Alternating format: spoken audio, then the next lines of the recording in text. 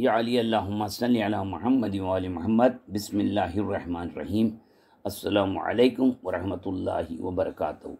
ان حضرات کو ہمارا سلام جو حدیث ثقلین کو ہی دین سمجھتے ہیں، جو لوگ اس کی تقلید کرتے ہیں جس کی نورانی معرفت واجب ہے، جو لوگ اس کی اطاعت کرتے ہیں جس کی معرفت نورانی واجب ہے، جو لوگ اس کی پیروی کرتے ہیں جس کی خلقت میں علم مقدم ہے، جو لوگ اس کی اتباع کرتے ہیں جو سلسلۃ الذہب کی مصداق ہیں، جو لوگ اس کی تقلید کرتے ہیں جس کی خلقت کا سبب معرفت رب حقیقی ہے، جو لوگ حج الناس بکلامی کے تحت عصمت مطلقہ کے پیکر کے اخبار محمد وال محمد کو حجت مانتے ہیں، جو لوگ ان کی اطاعت، ان کی پیروی، ان کی اتباع، ان کی تقلید کرتے ہیں جو کہ انوار خدا ہیں، جس کا قول قولنا قول اللہ و فعلنا فعل اللہ و قولنا واحد و فعلنا واحد و امرنا واحد ہے، ان کو ہمارا سلام۔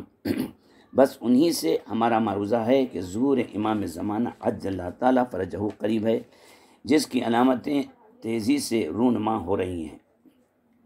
کتاب وقائع ظہور، اردو ترجمہ علامہ ظہور، مؤلفہ عباس علی جورتانی اصفہانی ایرانی میں قول رسول اکرم صلی اللہ علیہ وآلہ وسلم ہے کہ آخر زمانہ میں ایسی نئی باتیں پیدا ہوں گی جو قرآن میں نہ ہوں گی۔ روح الحیات اردو علامہ مجلسی رحمۃ اللہ علیہ میں قول امام جعفر صادق علیہ السلام ہے کہ جو کوئی دین میں ایک نئی بات پیدا کیا وہ مشرک ہے، کافر ہے، بدعتی ہے۔ اسی کتاب میں امام جعفر صادق علیہ السلام کا ارشاد ہے کہ لوگوں کی رائوں سے دین خدا وضع نہیں کیا گیا۔ کیا نماز عیدین غیر معصوم پیش امام کے پیچھے پڑھنے کا حکم اخبار معصومین علیہ السلام میں واضح طور سے نہیں ہے؟ کیا یہ نماز عیدین نئی چیز ہے؟ بلکہ واضح طور سے نماز عیدین پڑھنے اور پڑھانے پر اخبار معصومین علیہ السلام موجود ہیں۔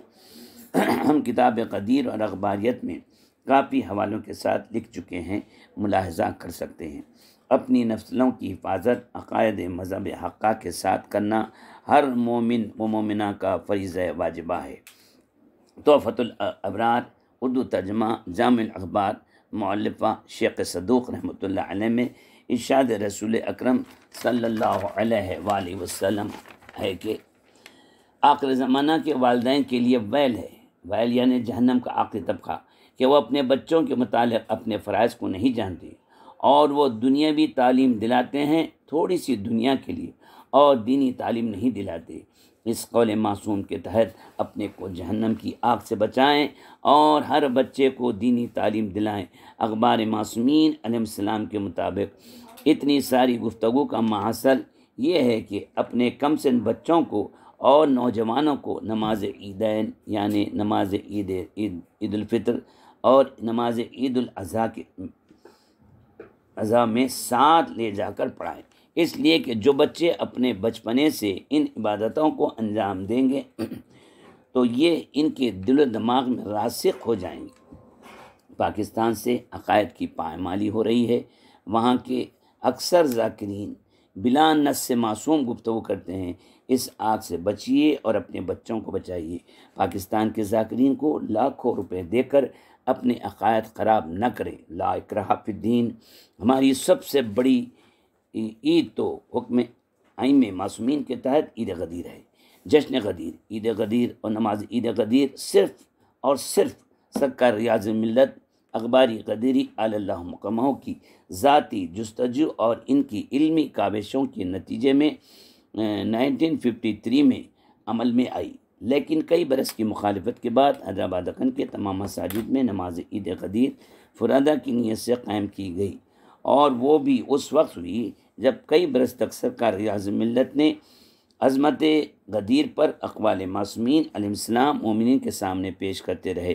تب عبادت خانہ حسینی میں سرکار ریاض ملت اعلیٰ مقاموں کی پیش امامی میں عبادت خانہ حسینی مومنین کی کثرت سے لبریز ہو گیا۔ چند حوالے عیدین کے لیے ملاحظہ ہوں۔ مفات الجناح میں خطبہ روز عید فطر صفحہ نمبر 1056 آخری سطر ملاحظہ ہو۔ خطبے کا فقرہ ہے: یاد رکھو کہ یہ وہ دن ہے جس کو پروردگار نے تمہارے لیے عید بنایا ہے اور تمہیں اس کا اہل قرار دیا ہے الی آخرہ۔ مفات الجنا اردو عربی۔ جب نماز عید کے لیے تیار ہو جائے تو طلوع آفتاب کے بعد گھر سے نکلے اور ان دعاؤں کو پڑھے، جن کو سید ابن طاووس رحمۃ اللہ علیہ نے کتاب اقبال میں نقل کیا ہے۔ ان میں سے ایک ابو حمزہ شمالی کی دعا ہے، جس کی روایت امام محمد باقر علیہ السلام سے بھی ہے کہ فرمایا، اس سے عید فطر، عید قرباں اور جمعے میں نماز کے لیے جانے لگو تو یہ دعا پڑھو۔ اس دعا کا فقرے کا اردو ترجمہ، جو کہ مفات الجنا کے صفحہ نمبر 446 سطر نمبر 5 اور 6 پر ہے، ملاحظہ ہو۔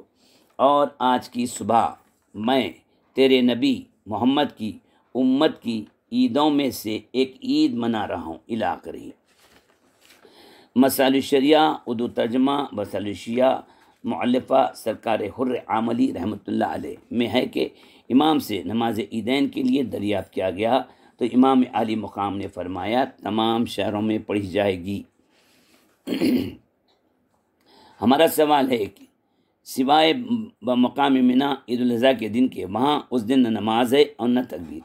ہمارا سوال ہے کہ اگر یہ نماز یعنی نماز عیدین صرف امام معصوم ہی پڑھا سکتا ہے تو پھر امام نے کس طرح کہا کہ تمام شہروں میں نماز عیدین پڑھی جائے گی؟ کیا دنیا کے تمام شہروں میں امام معصوم ہوں گے؟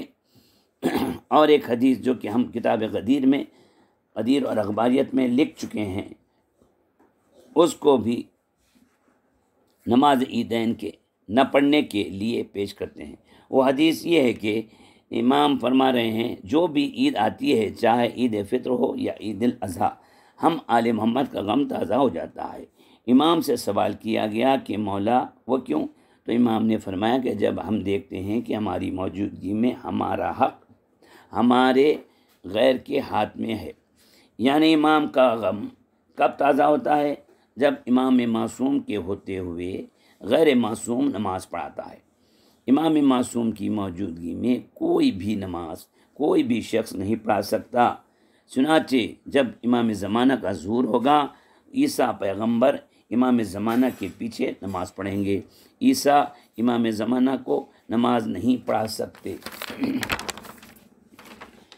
اور ایک دلچسپ بات یہ ہے کہ یہ بات مسلمہ ہے کہ عیدین چھوٹی عید ہے اور عید غدیر بڑی عید ہے۔ منکرین نماز عیدین کہتے ہیں کہ چھوٹی عید کی نماز صرف امام معصوم ہی پڑھائیں گے، اور بڑی عید جو کہ عید غدیر ہے، اس عید کی نماز حیوان ناطق پڑھائیں گے۔ یہ سب خرابیاں کیوں پیدا ہوئیں کہ تم نے دین میں اپنی ناقص عقل لڑائی، عقل کامل عقل اول کے حکم کے خلاف۔ اور منکرین نماز عیدین یہ کہتے ہیں کہ عید مسلمانوں کی ہے۔ عقل کے ماروں کو یہ نہیں معلوم کہ متعدد روایتوں میں عید غدیر کے متعلق جب سوال کیا گیا کہ فرزند رسول مسلمانوں کے لیے عیدین اور جمعہ کے علاوہ اور بھی کوئی عید ہے، تو امام نے فرمایا ہاں، اور وہ عید ان تمام عیدوں سے افضل ہے، وہ عید غدیر ہے۔ مومن کا لفظ اور مسلمان کا لفظ شیعیان علی کے لیے استعمال ہوا ہے۔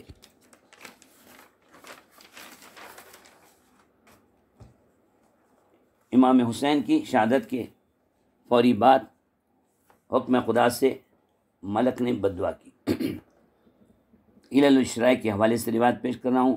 بیان کیا مجھ سے محمد بن حسن نے، انہوں نے کہا کہ بیان کیا مجھ سے محمد بن یحییٰ نے روایت کرتے ہوئے محمد بن احمد سے، انہوں نے سیاری سے، انہوں نے محمد بن اسماعیل زازی سے، اور انہوں نے حضرت ابو جعفر ثانی علیہ السلام سے راوی کا بیان ہے کہ میں نے آپ جناب سے عرض کیا، میں آپ پر قربان، آپ عامہ امت کے متعلق کیا فرماتے ہیں؟ اس لیے کہ یہ روایت کی گئی ہے کہ انہیں روزے کی توفیق نہ ہوگی۔ آپ نے فرمایا ان لوگوں کے متعلق ملک کی بددعا قبول ہوئی ہے۔ میں نے عرض کیا وہ کیسے؟ میں آپ پر قربان۔ آپ نے فرمایا لوگوں نے جب حضرت حسین ابن علی صلوات اللہ علیہ کو قتل کر دیا تو اللہ نے ایک ملک کو حکم دیا کہ وہ بآواز بلند منادی کرے کہ اے ظالم اور اپنے نبی کی عزت کو قتل کرنے والی امت، تم لوگوں کو اللہ تعالیٰ روزے اور عید الفطر کی توفیق نہ دے، اور دوسری حدیث میں ہے کہ عید الفطر کی توفیق دے اور نہ عید الاضحیٰ کی۔ علل الشرائع اردو صفحہ 308 باب 125 حدیث 1 مؤلف شیخ صدوق رحمۃ اللہ علیہ، مترجم مولانا سید حسن امداد صاحب قبلہ، ممتاز الافاضل۔ اسی طرح کی اور ایک روایت ہے من لا یزل فقی میں ندائے آسمانی امام حسین کے قاتلین کے حق میں ملک کی بددعا۔ عبداللہ بن لطیف تفلیسی نے زرین سے روایت کی ہے کہ اس کا بیان ہے کہ مقبر صادق امام جعفر صادق علیہ السلام نے ارشاد فرمایا، جب حضرت امام حسین ابن علی پر تلوار سے وار کیا گیا اور وہ گھوڑے سے گرے تو وہ لوگ آگے بڑھے کہ آپ کا سر قلم کر لیا جائے، تو بطن عرش سے ایک منادی نے ندا کی، اے اپنے نبی کے بعد بھٹکی ہوئی اور ادھر ادھر ماری پھرنے والی اور گمراہ ہو جانے والی امت، تجھے اللہ تعالیٰ عید قرباں اور عید فطر کی توفیق نہ دے۔ اور ایک دوسری روایت میں ہے کہ وہ ندا یہ تھی کہ تجھے اللہ روزے اور عید فطر کی توفیق نصیب نہ کرے۔ اس کے بعد امام جعفر صادق علیہ السلام نے فرمایا کہ اس کے لازمی نتیجے میں خدا کی قسم نہ اب ان لوگوں کو توفیق ہوئی اور نہ آئندہ، جب تک کہ امام حسین کے خون کا انتقام لینے والا ان کے خون کا انتقام نہ لے لے، ان لوگوں کو اس کی توفیق نہیں ملے گی۔ من لا یحض الفقی، اردو جلد 2 صفحہ 2059، صفحہ نمبر 108، مؤلف شیخ صدوق، حدیث نمبر 2059، صفحہ نمبر 108، مؤلف شیخ صدوق، مترجم مولانا سید حسن امداد صاحب قبلہ، ممتاز الافاضل۔ یوم فطر کو عید کا درجہ کیوں دیا گیا؟ عیون اکبر رضا کے حوالے سے تاکہ مسلمان جمع ہو کر خدا کی حمد و ثنا کریں، اور مزید یہ کہ شوال کا پہلا دن عید کا دن اور اجتماع کا دن اور افطار کا دن اور زکوٰۃ فطرے کا دن اور رغبت اور تضرع کا دن بن سکے، اور یہ سال کا پہلا دن ہے جس میں دن کے وقت کھانا پینا حلال کیا گیا ہے، کیونکہ اہل حق کے نزدیک سال کا پہلا مہینہ ماہ رمضان مبارک ہے، اسی لیے خدا نے چاہا کہ لوگ اس دن جمع ہو کر اس کی حمد و تقدیس بجا لائیں۔ عیون اخبار رضا، اردو جلد 2 صفحہ 245، سوال نمبر 74، مؤلف شیخ صدوق رحمۃ اللہ علیہ، مترجم محمد حسن جعفری صاحب۔